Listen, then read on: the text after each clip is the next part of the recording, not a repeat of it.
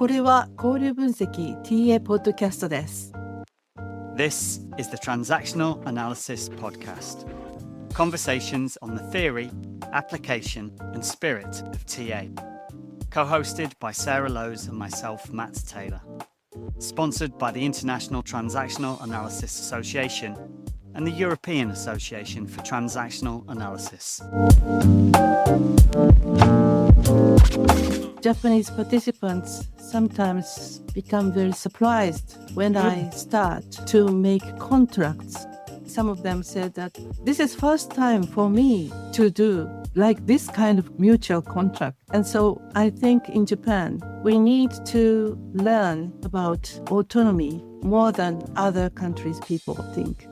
Japanese people are good at cooperating within a group, so we often observe people around us and show consideration. These are strengths, but in other aspects, people tend to be overly considerate of others, so it can reduce their own sense of freedom. Now I think I am interested in how to integrate the strengths of Japanese culture with the benefits of TA. In this episode, we speak with Keiko Hoshino, who is a provisional teaching and supervising transactional analyst in the educational field. Keiko established a training company which specialises in hospitality and communication, and she uses TA principles and theories alongside the strengths of Japanese culture to promote harmony and autonomy. We hope you enjoy. Konnichiwa, Keiko. Welcome to the TA podcast. Matt and I are delighted to have you here with us today. Konnichiwa, minasan. Hello, everyone. My name is Keiko Hoshino. Hi. Hi. Hi. Perhaps we can start, Keiko, with you telling us a little bit about yourself and particularly your work as an educator. Yeah. At first, thank you very much for inviting me here, even though my English is not fluent. And for myself, I'm a PTSTA in the educational field, and I live in Osaka, Japan. So I'm working as a trainer for adults, and this includes TA training, communication workshop for corporations and welfare facilities, and leadership training and teaching Japanese-style social manners to newcomers using TA. First of all, I just want to say, Keiko, your English is wonderfully fluent enough for us to be able to enjoy a conversation with you already. And as a newcomer to the concept of Japanese social manners, I'm curious to know a little bit more about what that sort of work that you do is about. Yeah, in Japan, after graduating university or schools, they are hired to companies and organizations. Then in April, everything starts, and newcomers comes to the companies and the organizations. Then they have a training for the social manners, and including some Japanese style. So, for example, how to greet people, including bowing beautifully. Yeah. Like Wow. Yeah. So there's a whole sort of structure about how, in a professional context, you greet and you work with one another. And it's part of your work to help people to understand the expectation of them. Yeah. And generally training is included. So as you know, and so especially in Japan, so we are going to do that kind of training at the start of social communication for the professional. And how did you first come across transactional analysis, Keiko? Yeah. So after working as a cabin attendant for Japan Airlines, I now provide training for adults. And at the beginning of the training for the instructor of social manners, I encountered the word strokes. Okay. Yeah. So this was when you were first being trained in social manners yourself, that's when you first came across transactional analysis. Lovely. Tell us more. Yes. So, it's about 30 years ago. Yeah, during my training to become a management instructor, I encountered that word stocks, which was my first encounter with TA. And I was wondering how to work as the instructor in social and service training. But I found the way to provide training through this concept of strokes, that if I have the concept of strokes, I can work with the trainees for the social training, social manner training. Yeah. And for some of our listeners may not be familiar with the concept of strokes, Keiko. So can you give us just a brief overview of both what it is and what you liked about it? We can understand the communication by knowing the concept of strokes. So, for example, when we greet somebody, we are going to say hello to the others and make bowing to the others in Japan. Those things are all strokes. I can say that. Then how many strokes did you give the person? I can say that. Then I can bow and I can look at the person, the eye contacting, the smiling and talking, the giving words, and making walking close to the person. Those are everything. Those are all strokes. I can explain about that. So it's very interesting. Yeah. So there's something about how we interact with one another that's not just about verbally what we say, but also what we're doing, that is sort of making a positive connection with the other person. Yeah. And we can understand for the communication when they make some claims, uncomfortable or something. We can explain about negative strokes or no strokes or something. So it's very interesting to understand communication through strokes concept. Yeah. And when you first discovered strokes, Keiko, what was the impact for you in beginning to understand that theory? That's the thing. I could understand the communication by verbalizing things. I couldn't explain that. So it's very amazing how understanding just one simple concept strokes can make communication clearer and easier to approach when I first met TA and strokes. So strokes is a very important concept for me to explain about communication and services. I think what you're sharing is so significant when you describe one simple piece of theory and how that can transform our understanding of the dynamics between two people. And I think stroke theory is a really good example of that. Yeah, I love that theory myself. Yeah. It helps to put a language, doesn't it, to our felt experience. Putting a language then to it then helps us to be able to be more deliberate in our communication more moving forward, doesn't it? Yeah, I think so.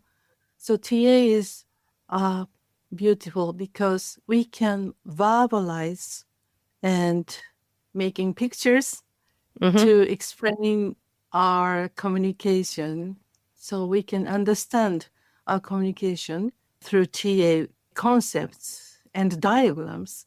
So it's very interesting for me to learn TA. What I'm picking up is that if a person was to accidentally offer a negative stroke, that could interrupt the quality of the transactions between two people. So if a person was not to bow, would that be seen as a negative stroke in some way? Yeah, in that case, sometimes we think like that. But when we learn TA transactions, then in service or communication in the organization or in community, so we can change our behavior, like the TA philosophy. So I can say people that you can't change others, but you can change your behaviors. Then you can make some change in communication together. Then something will change. I say to those people like that. And when you introduce TA concepts like strokes to the people that you're working with, how do Mhm. they respond to it? Oh, yeah. For example, when I did training for doctors, medical doctors, in the morning conference, when I explained about strokes, they were surprised that we can understand finally about the communication because Yeah. it's very systemic, so they can understand that. So it's very useful concept. Mhm. Mm. Great. So it invites more positive transactions between the doctors and the clients and the nurses and the Yeah, clients. So therefore the yeah, culture can yeah, start to sort of shift. yeah. So we can diagram that. So it's very simple and understandable Mhm. for the people who works in that kind of situation. Mhm. Mm. I was curious, Keiko, we've talked a lot about your use of transactional analysis concepts like strokes, like transactions in your training to support the learning of your participants on your programs. I'm Mhm. curious about how you use it for yourself as the educator in the room. In what ways do those same concepts or other concepts support you in your work as the educator? Yeah. So you know that I studied to know TA through stroke concept, and Mhm. so I learned other concepts after my studying training. So Mhm. as an educator, TA educator, I love a concept of 5 Ps by Jean Clark. Yes. So yeah, and so I always think about the 5 Ps when I work as an educator in a training situation. So the And for our Mhm. listeners, can you tell us what the 5 Ps are? Yeah, yes, yes. First one. So first, protection, Hmm. permission, potency. Those three concepts are from others from the psychotherapy, but the Hmm. Jean Clark added two things: practice and Hmm. perception. In educational field, for example, the protection Hmm. is providing a safe environment to learn Hmm. together. So the welcoming everybody. Hmm. Yeah, hello, just to say hello to everybody. And so setting the chairs for them in the room.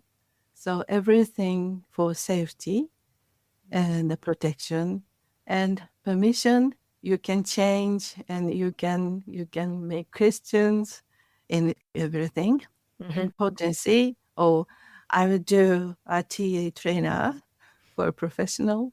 And practice is very important for the education.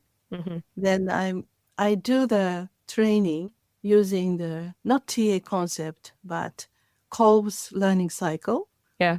Yeah. So do some exercise, reflection, and so making concept, introducing concept, and how shall we do in the next time so that we go through this cycle. Hmm. And so this is a kind of practice. And after that, perception is very important also. We need to look at the situation and the dynamics of the groups in training situation. Hmm. So when I think we need to change something, Hmm. we can change the way to ask or way to make role playing something. Hmm. So the 5 Ps are very important for me in the training situation.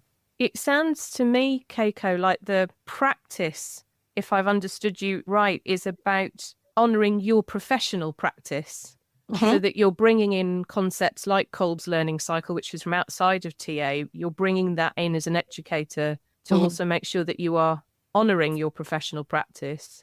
And that mhm. the perception piece is about paying attention to what's happening live in the room rather than just following a training plan or an agenda, because that's what you've said you're going to do. You're aware of the dynamics so that you can flex how you're working with people depending on whether the transactions are complementary or crossed. If you feel maybe there's some disruption coming to the room, we honour that so that we can then work with what's happening in the room and respond to our participants.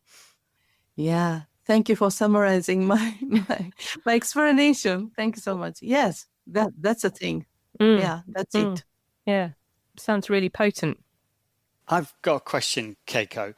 When you work with doctors, are the permissions different from the permissions that you might use, say, with nurses or other professionals? Or is it that you use the permissions more generally? So, yeah, general one. So you can be here and you can protect yourself by yourself, and you can make your environment comfortable for yourself. And the most important permission is you can be here with us. So generally permission. And I imagine that's an important permission, because in an educational group, speaking personally, there might be caution initially. People often share that they're scared to ask questions or put their hands up. So I can see how that would be an important permission. Yeah. In Japan, I think it's more, that kind of cautious is very strong in Japan. So the culture is a little bit different. In Japan, there's a proverb that says in English, the nail that sticks out gets hammered down. Wow. Yeah. Really? Do you know that? So it's Japanese proverb. Yeah. It reflects the notion that asserting oneself is considered impolite sometimes. So in conversations, there's cultural belief that speaking too much takes away from others' time. Yes. It's very typical Japanese culture, one of Japanese culture. Therefore, generally speaking, we've been raised to believe that not expressing our emotions is considered beautiful thing. Wow. Sometimes. That is so interesting. So we are waiting for teachers to pointing us, so we don't speak anything before pointing me. So I can hear in that, Keiko, there's both the educational culture within which you and your participants have been raised, the Japanese culture. Yeah. And I'm also aware that this is often coming up in training rooms where you are training people about professional standards. So there's an expectation that there's a right and wrong way to behave. And yet you as the educator in the room are wanting them to give them permission to be themselves. Yeah. And I can imagine that can both feel really potent for the participant and also quite disturbing, because it's quite a challenge to those very strong cultures they experience through education and also through their professions. Yeah, that's right. So the Japanese participants sometimes become very surprised when I start to make contracts together. Yes. Together. So or some of them said that this is first time for me to do like this kind of contract, mutual contract. Yeah. So they become surprised. And so I think in Japan, we need to learn about autonomy more than other countries' people think. Yeah. And what's particularly important, do you feel, for the Japanese culture about learning about autonomy, or for people who've, grown up within that culture? I have the opportunity to discuss autonomy and homonomy with my international TA colleagues now, and harmony is very important value for Japanese culture. So I believe that Japanese individuals can increase their autonomy and lead happier lives by learning TA, because Japanese people are good at cooperating within a group. So we often observe people around us and show consideration. Yeah.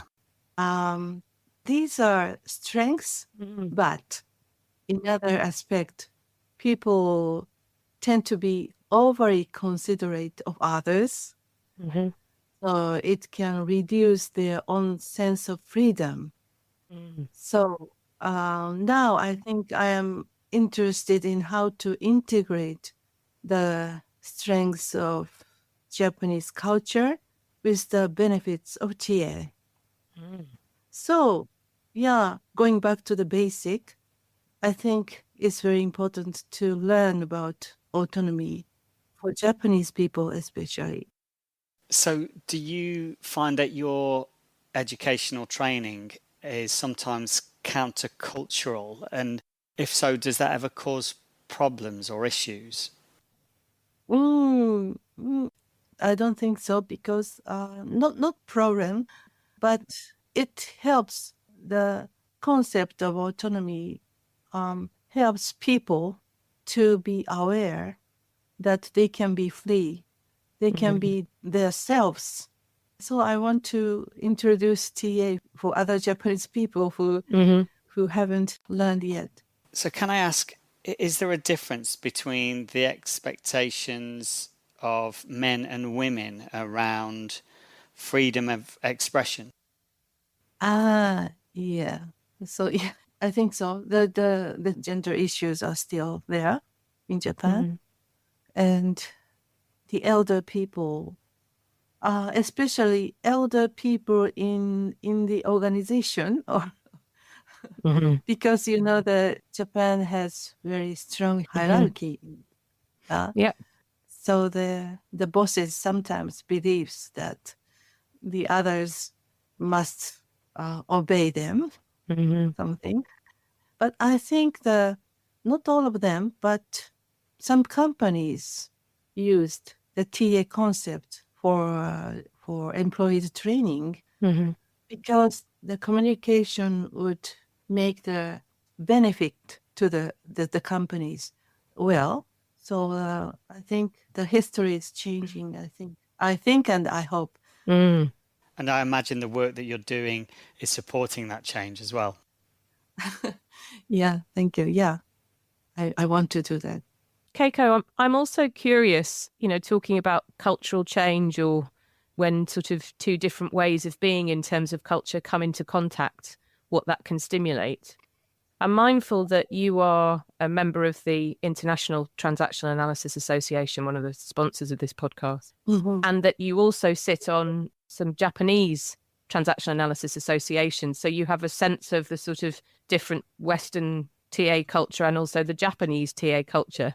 And I'm wondering what your reflections are on what those respective cultures can learn from one another, what your experience might have been of the differences and what value we bring to one another.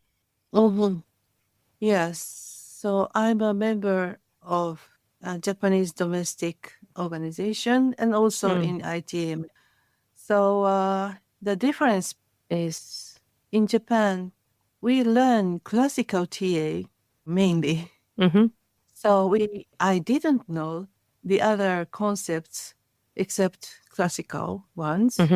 But when I saw the international trainers, I was very surprised that there are so many concepts. Yeah.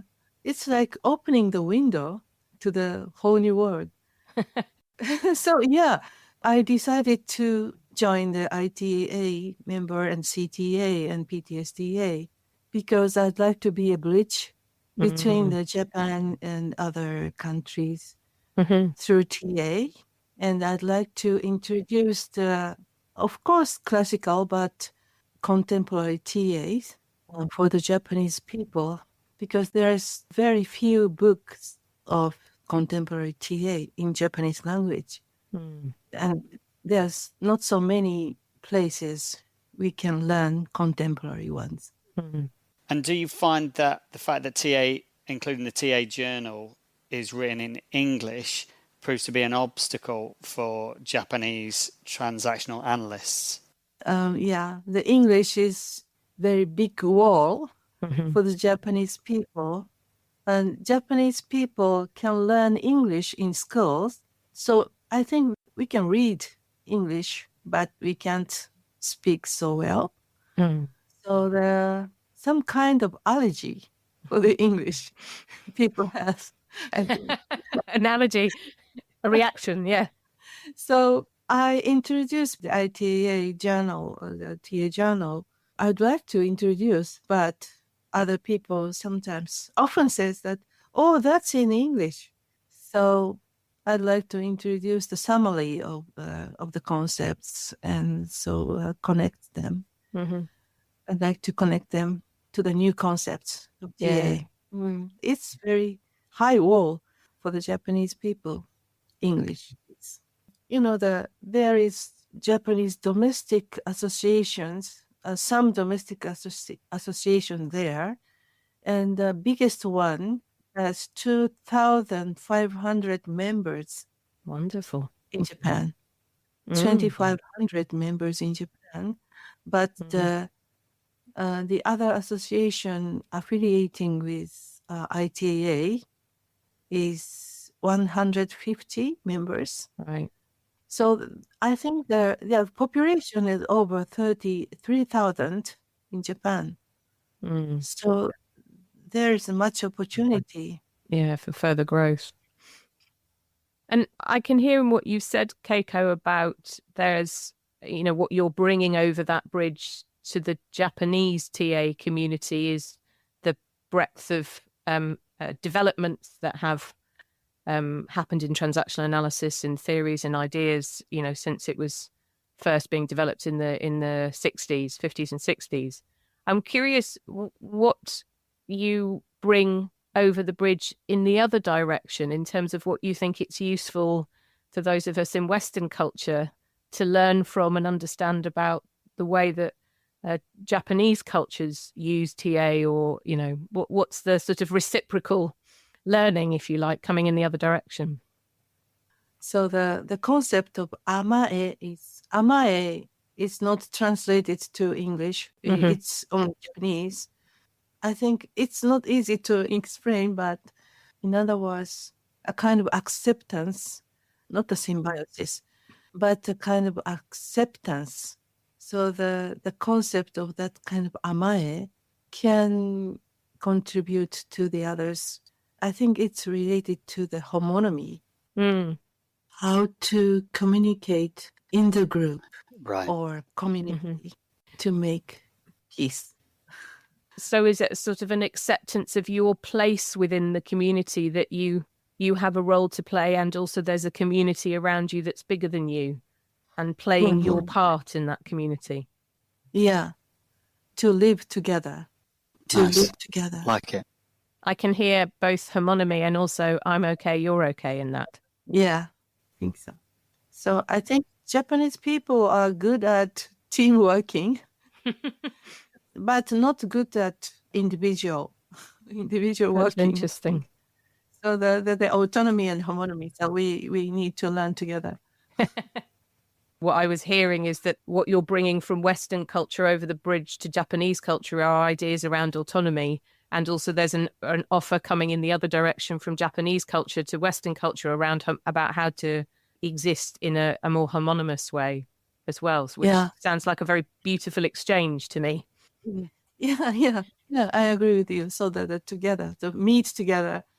We've heard quite a bit about your sort of mission as an educator in terms of Japanese culture and supporting people to bring more of themselves into their work whilst working within these professional standards. I'm curious if there's anything else you want to share with us about what's important for you in your educational practice. The type of educational system a person grew up in, the education they receive and how it is delivered, greatly influence their frame of reference. That means education influences people's frame of reference, and education influences people's value and meaning. Yes. So I think education is very basic for people to live. Mm. Yeah, it's so important. So that Yes. if we change the way to educate people, people can change. So I think it's the very basic and important. Education is very basic and important for Yes. human beings. Well, it's a fundamental part, isn't it, of how we are adopted into our own societies, where we learn what it is to be not just a human being or a boy or a girl, but to be a human being in this culture where I'm living. And therefore also, as you've been talking about, if you want to change anything within that culture and would like things to be different, then education and how we educate people, whether as children or as adults, is fundamentally important to that change, isn't it? Yeah, that's right, I think. So the education makes world peace. So I think that education can change to be peaceful and for more well-being in the world, I believe. And also TA too. TA education is also the same. That thing. Yeah, TA can do that. Yes. TA has the capacity to change the cultural scripts, Yeah. And that sounds like that's been a key part of, or is a key part of your work and your mission as an educator. So my mission as a person is to pass the baton to the next generation. Wonderful. What I've learned from others, my mission. In the field of education in transactional analysis, I have two main aims that I think as a mission.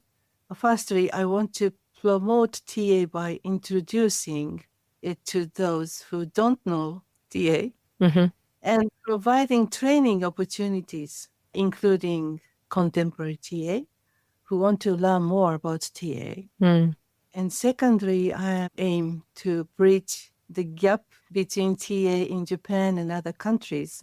Yeah, those two things are my aim as an educator. So, and I think we've heard so much in what you've told us already about how you're starting to do that from the very beginning of your sessions with participants. You're contracting with them. And I'm sure you learn as much, certainly in my experience as an educator, I learn as much from my participants as hopefully they learn from the way I work with them. I love that mission, the two aspects of your mission. Fantastic. Yeah. Thank you. So I would like to talk about 3 values that people in the global TA community are considering and their commonalities with Japanese culture. So these 3 values are diversity, inclusion, and ecosystem. These 3 values are connected to my goals as an educator. So in Japan, there is a belief that everything, human being, objects, and nature is equal, and that all beings have a soul. So even a can, even a stone, or a pen. In that sense, diversity is embraced. In ancient Japan, most children learned to read at temples or in private tutors' home. Centuries ago, education was inclusive, very inclusive, with literacy rates among the Japanese population exceeding 95%. Wow. So in Edo period, in the samurai culture, in the samurai period, wow. Yeah. So the values of diversity, inclusion, and ecosystem align with traditional Japanese culture, while many Japanese people today may have forgotten these values. I believe it's an opportunity to return to these roots. Wow. So I would like to introduce poems written by Misuzu Kaneko, poets from 100 years ago. And in Japanese, I'd like to read it in Japanese and English. Oh, yes, please, that I believe relates to these 3 values. So she was forbidden by her husband to write poetry and led a difficult life, passing away at the age of 28. However, she left behind many beautiful and meaningful poems before then. I believe TA can contribute to people like her who possesses free-thinking minds, becoming even happier. So I'd like to read one of her beautiful poems. Okay, of course. Yeah. Yeah. At first, I read it in Japanese and then English. The title. Lovely. Right. 私と小鳥と鈴と金子みすず A Bird and a Bell and I by みすず金子私が両手を広げてもお空はちっとも飛べないが飛べる小鳥は私のように地面を速くは走れない Even if I spread my arms, I cannot fly in the sky at all. But the bird can fly, cannot run on the ground as fast as I. 私が体をゆすってもきれいな音は出ないけど、あの鳴る鈴は私のようにたくさんな歌は知らないよ。Even if I shake my body, I cannot produce pretty sounds, but the bell that can ring doesn't know as many songs as I. 鈴と小鳥とそれから私、みんな違ってみんないい。The bell and the bird and I, all are different and all are good. Beautiful. Wow, Thank you. Keiko. I'm so Love it. appreciating hearing you speak in your mother tongue, as well as hearing you in communication with us today.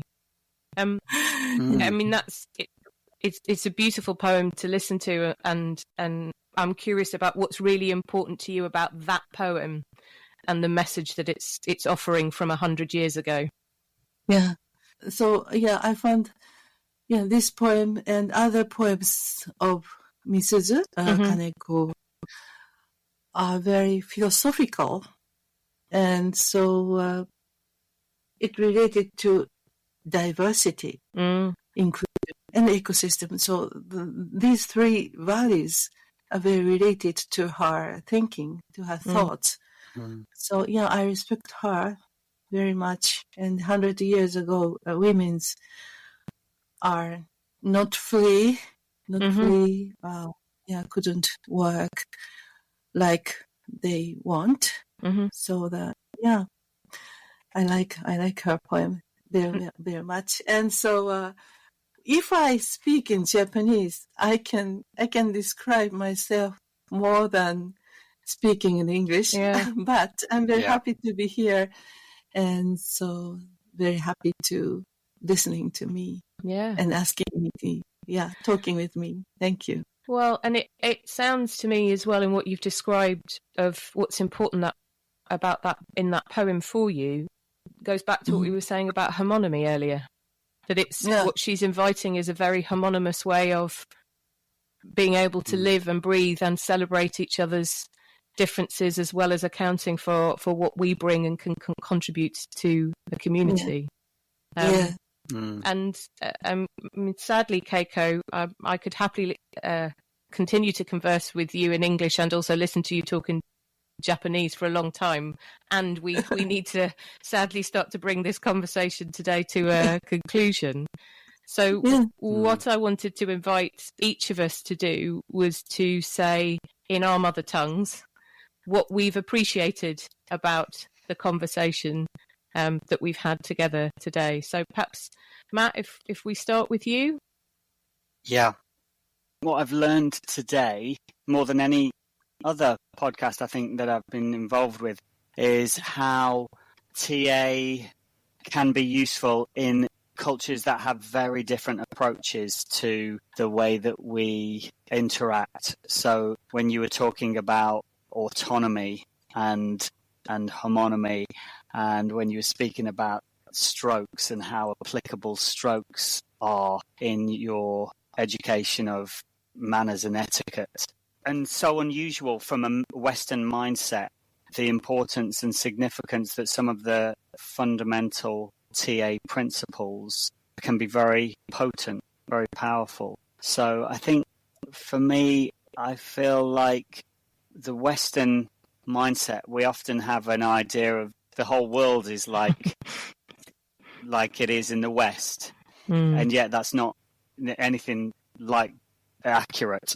So yeah, thoroughly enjoyed it. Really enjoyed listening to you. And I love the sound of the Japanese language. It's beautiful.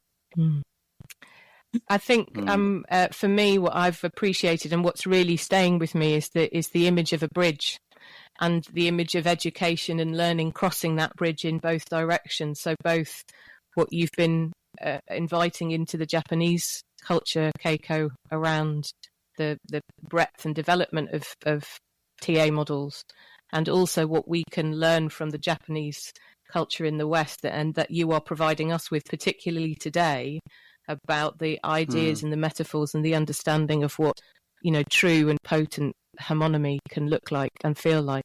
So thank you very, very much for that, Keiko. And Keiko, for you, in your own mother tongue, what have you appreciated about our conversation today? Yeah. はい、今日はありがとうございました。お二人がとても親切だったので、私はとても、心地よかったです。Thank you very much for today. You two are very warm and kind and helpful for me.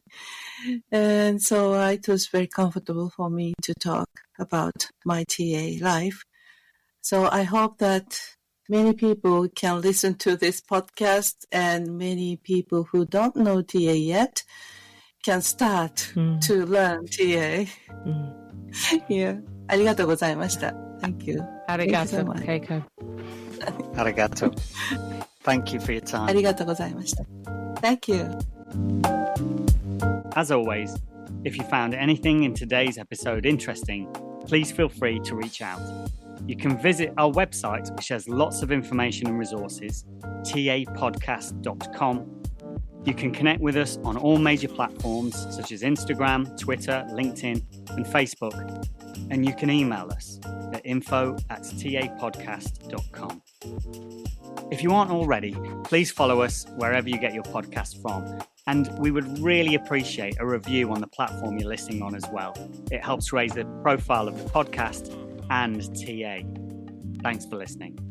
Sponsored by the International Transactional Analysis Association and the European Association for Transactional Analysis. You can find more information on the ITAA at www.itaa-world.org/ITAA-membership-benefits. You can find more information on IATA at www.iatanews.org.